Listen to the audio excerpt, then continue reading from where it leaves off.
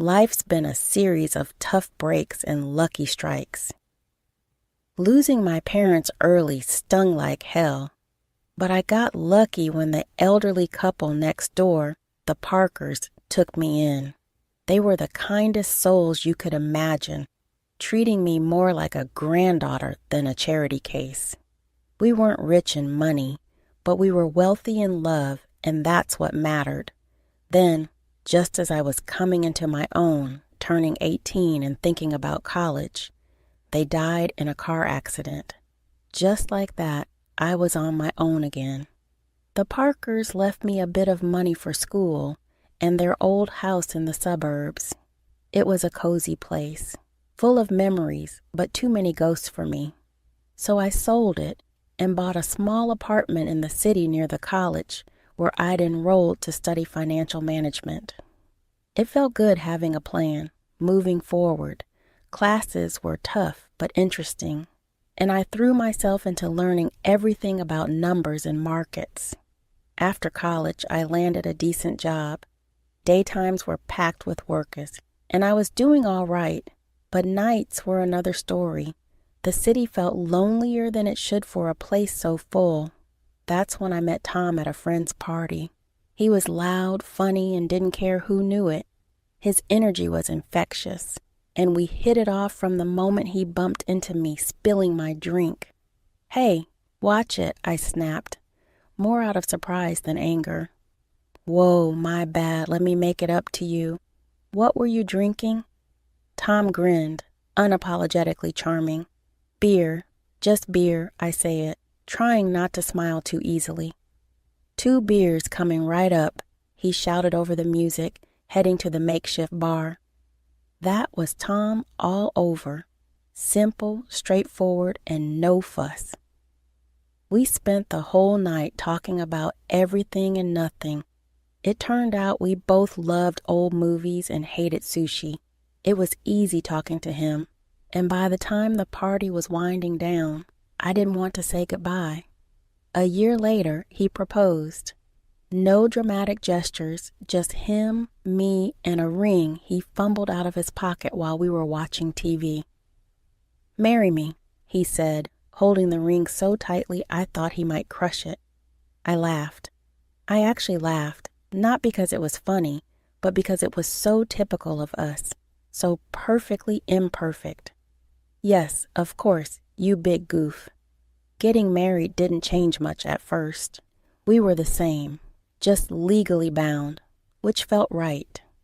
We settled into life together in my small city apartment, still close to the hustle, but now with someone to share the quiet moments. Life felt full, and for the first time in a long while, the evenings didn't feel so empty. Settling into married life had its comforts, but life sure doesn't let you get too cozy without throwing a curveball or two. Tom's folks, Mr. and Mrs. Harper, were gems. Living in their cozy suburban home, they welcomed me with open arms from the get-go. I could see where Tom got his easygoing nature. Their warmth was a balm on my oftentimes still sore heart, still aching from my own family losses. "So happy you're part of our family now," Mrs. Harper would often say, squeezing my hand with a kindness that felt both uplifting and overwhelming. "Thanks. I really appreciate how welcoming you've been," I'd reply, feeling genuinely grateful. Visiting them became our weekend ritual. Those days were filled with backyard barbecues and lengthy chats over cups of steaming coffee. Life was good, simple, and honest until it wasn't. Tom got called away on a long business trip, a whole year out of state. It was a fantastic opportunity for his career, but the timing was brutal. No sooner had Tom left than Mr. Harper's health took a nosedive. It happened fast, and Mrs. Harper, bless her heart, sounded near out of her mind with worry when she called. "Kimberly, I hate to ask, but I could really use your help around here. George is really not doing well." Her voice was thick with unshed tears. Without a second thought, I packed a bag and headed to the suburbs. Seeing Mr. Harper so frail shook me. He had always been a pillar, strong and steady. Now he looked shrunken, tethered to his life through a maze of medical tubes. I slipped into the routine of their household seamlessly, handling the cooking and cleaning, while Mrs. Harper focused on George's care.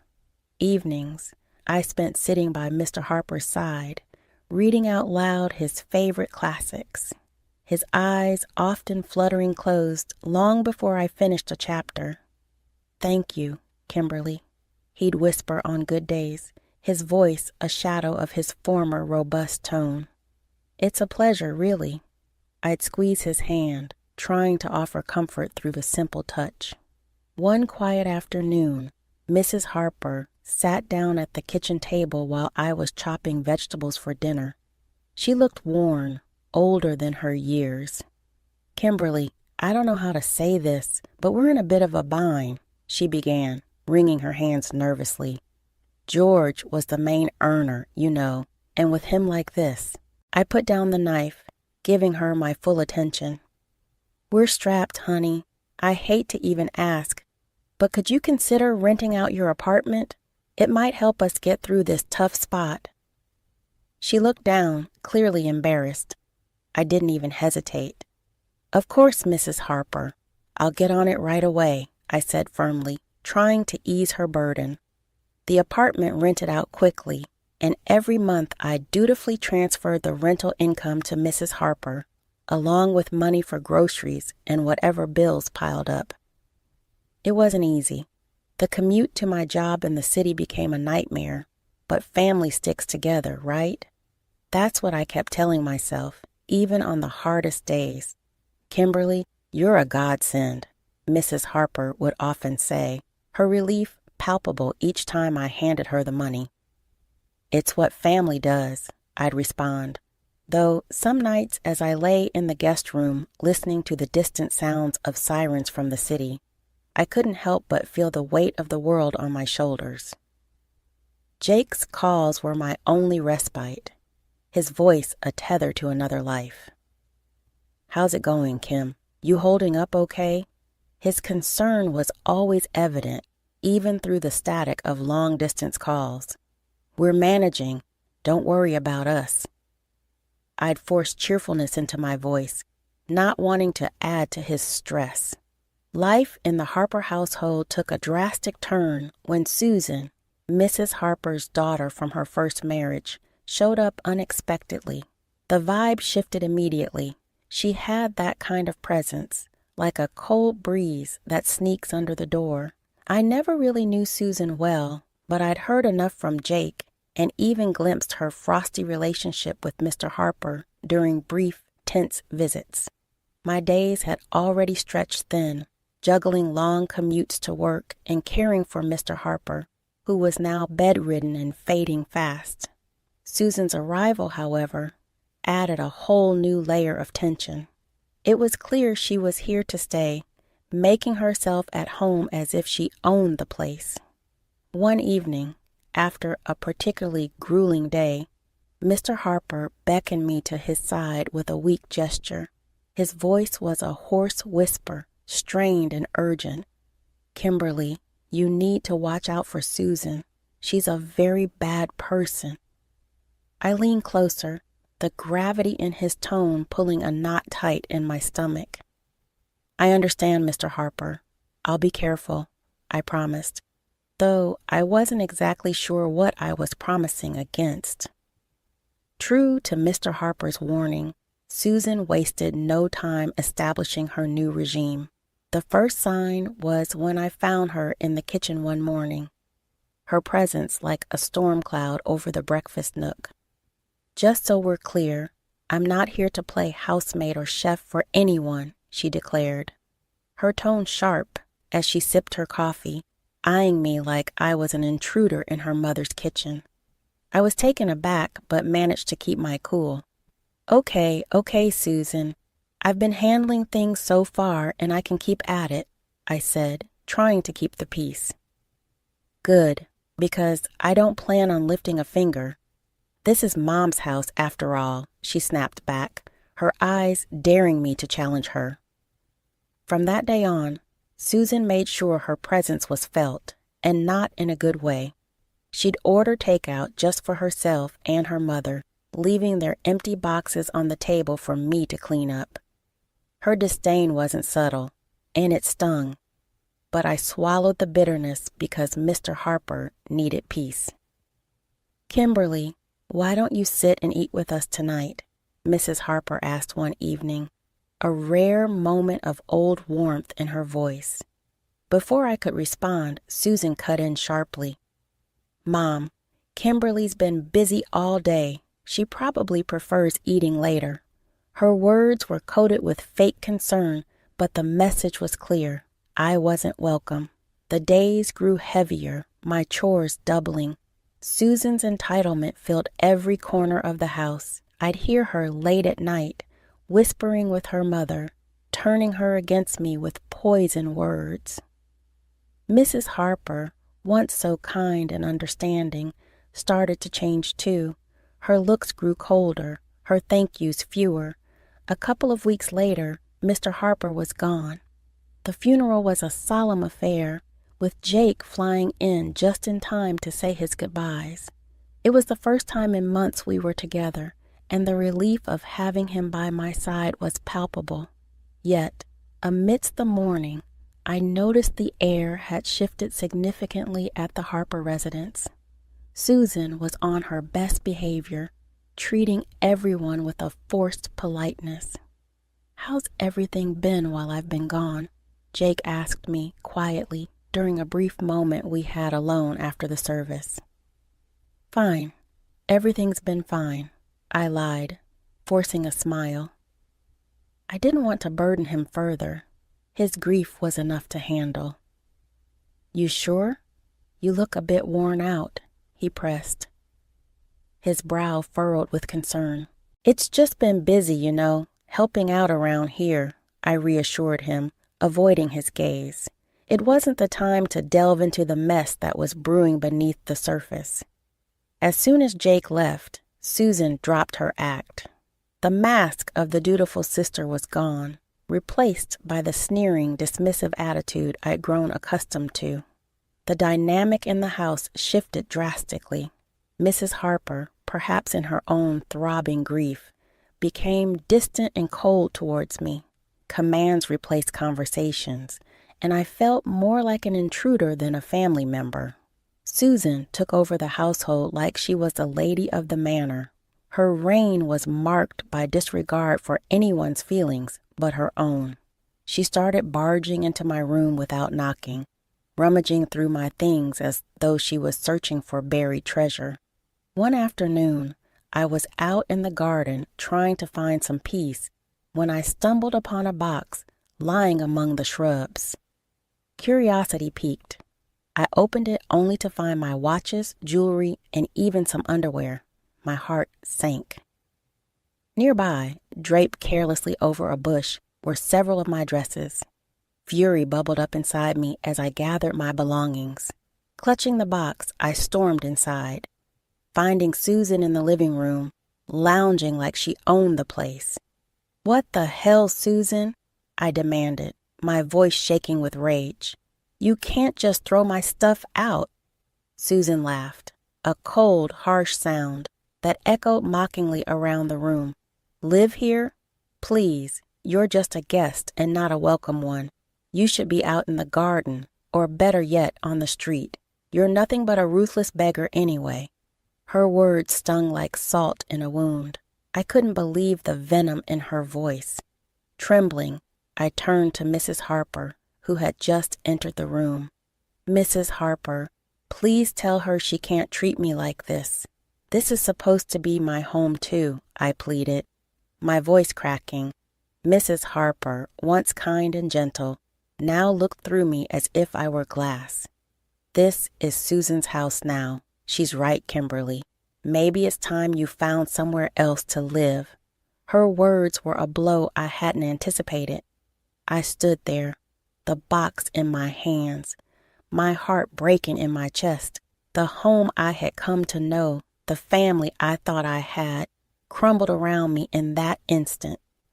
Despite everything, I stayed because of a promise I made to Mr. Harper on his deathbed to look after his wife and not let Susan overpower her. But day by day, Mrs. Harper seemed to adopt Susan's cruel traits.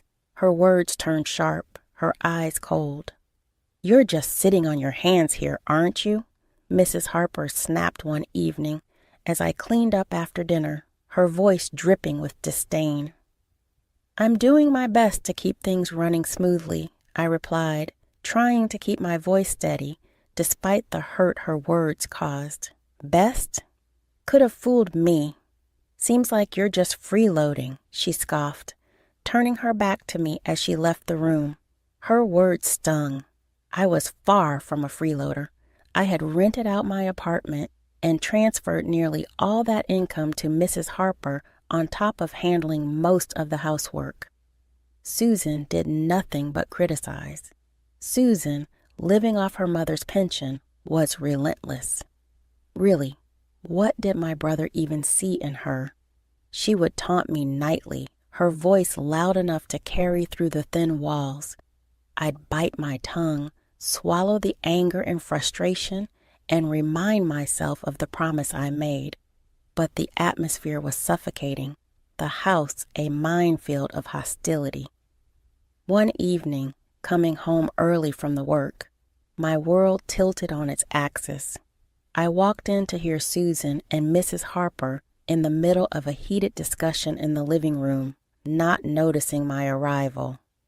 "We need to get her to sell that apartment of hers.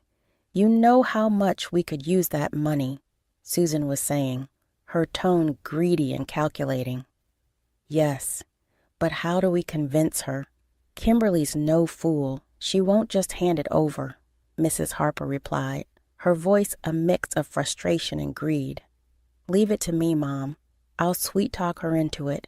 Once she signs it over, we can finally live the way we deserve." Susan's words slithered through the air like a snake. Hearing them plot to strip me of my only financial security was a cold splash of reality. Fear gripped me. I couldn't stay, not anymore. My heart pounding, I slipped away to my room unnoticed. They were planning to rob me of everything. The decision was made right then. There was no staying after this. I hurriedly packed my essentials, my hands shaking. Every second in that house now felt like a countdown to disaster. I didn't bother with goodbyes. They didn't deserve them. Slipping out the back door, I ordered a taxi to the station. Sitting on the train to Jake's state, doubts swirled in my mind. Would Jake understand? Would he take their side? The uncertainty was crushing, but the fear of what might happen if I stayed was worse. I stared out the window, watching the landscape blur by, a mix of fear and resolve settling in my chest. When I arrived at Jake's place, his reaction was a cocktail of shock, relief, and a swirl of questions. His eyes widened as he opened the door to find me standing there, bag in hand, looking probably as frazzled as I felt. "Kimberly, what are you doing here? Is everything okay?" he asked, stepping aside to let me in. I hesitated, taking in the familiar comforting sight of his temporary home. "No, Jake, everything's not okay, not at all," I replied, my voice catching a bit. He led me to the couch, his expression now lined with worry. "Talk to me, babe. What happened?" I told him everything, starting from Susan's return, the worsening conditions at home, the financial manipulations, and the final straw, the plot to make me sell my apartment. I hadn't wanted to worry him before, didn't want to add to his stress while he was away working. Jake's face darkened with every word I spoke. By the time I finished, his fists were clenched, his jaw set hard. "Why didn't you tell me any of this before?" he asked, his voice a mix of anger and concern. "I didn't want to cause more trouble. I thought I could handle it," I admitted, feeling foolish now. "Kimberly, damn it, you shouldn't have to handle anything like that alone," he exploded, standing up to pace the room. "I can't believe my mom and Susan would treat you this way." He stopped and looked at me, his eyes intense. "I'm not letting anyone treat my wife like that. No way," he declared, pulling out his phone. I watched, heart pounding, as he dialed his mother. The phone barely rang twice before she picked up. I couldn't hear her words, but the stiffness in Jake's shoulders told me enough. "Mom, this has to stop. I know about everything, and I won't tolerate it. If Susan doesn't leave, and if you don't start treating Kimberly with respect, you can forget about us helping out anymore. No more money, no more nothing." Jake's voice was steel, not giving room for any argument. There was a brief, fiery exchange, then silence. Jake's hand tightened around the phone. "Fine. If that's your choice, then you've made mine," he said finally and hung up. He turned to look at me, his expression softening. "Looks like it's just us now, babe. That's all we need," he said, coming over to wrap me in his arms. I leaned into him, the safety of his embrace fortifying me against the whirlwind of emotions. "Just us," I murmured, feeling the truth of his words. We were on our own now, but somehow that felt okay. Jake and I talked long into the night. We discussed practical things like my remote work arrangements and our financial plans without the extra drain of supporting his mother and Susan. It felt like we were laying the foundations for a new chapter, just the two of us. "Whatever happens, we're in this together. You and me against the world, right?" Jake said with a determined grin. "Right," I smiled back, feeling more confident with him by my side. Against the world. The next few days were a whirlwind of activity. I contacted my job to arrange remote work, which thankfully they agreed to. Jake helped me move my things from storage and set up a home office in the corner of his living room. It wasn't perfect, but it was ours, and it was peaceful. A week into our newfound peace, I was jolted by a call that almost felt like a ghost from a past life. It was Mrs. Harper. Her voice, once sweet to me, now dripped with a mix of desperation and audacity. "Kimberly, why haven't I received the money for this month? You know we depend on it," she demanded right off the bat. I was stunned silent for a moment. Her nerve was unbelievable. "I'm sorry, but after everything, you really expect me to continue supporting you?" I asked, my tone more incredulous than angry. In the background, I could hear Susan's voice, shrill and angry. "She's just an ungrateful girl, Mom. Make her transfer the money." Taking a deep breath to calm my rising anger, I remembered the venomous words they had thrown at me, words that stung deep.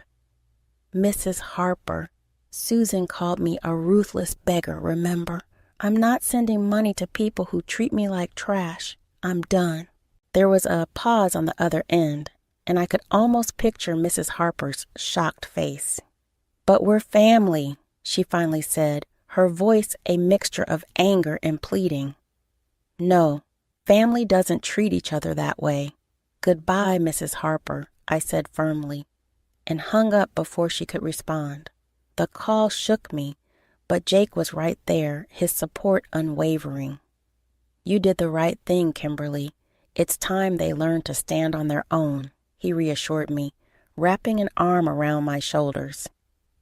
Not long after settling back into our hometown, another surprise came our way. I was pregnant. The news brought a joy we hadn't expected, and suddenly the future seemed filled with possibilities. We decided it was time to sell my apartment and buy a small house in the suburbs, a place near a good school where our child could grow up. As we were planning our move, another call came, again from Mrs. Harper. Her tone was different this time, desperate, almost pitiful. "Kimberly, I've made a mistake. Susan forced me to sell the house took the money, and left me with nothing. Could I come and live with you and Jake?" Her voice was shaky, pleading. The request stunned me. After everything, this was a test of my resolve. "Mrs. Harper, you chose this path when you sided with Susan against us. You could have chosen differently," I said, my voice steady, despite the turmoil inside. I know I've made mistakes, but you have a kind heart. Can't you forgive an old woman for her wrong choices?" she implored. I sighed, feeling a pang of pity, but remembering the pain her choices had caused. "I forgave you long ago, but that doesn't mean I can let you back into my life. You need to live with the consequences of your actions, just as I have," I replied and ended the call. Then, with a resolute tap, I blocked her number. We moved forward with our plans, purchasing a quaint house with a little garden where our child could play. It was a lazy Sunday morning, the kind where you linger over coffee and the newspaper.